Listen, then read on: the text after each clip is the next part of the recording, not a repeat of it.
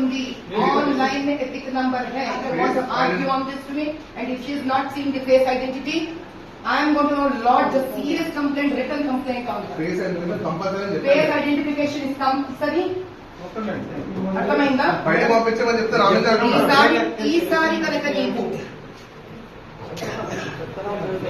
Objection పని చేయడం మీ పని అబ్జెక్షన్ ఆపేయాలి. ఓటు అక్కడితో వద్దని చెప్పు. చెప్తావా చెప్పవా? He's going to stop the elections.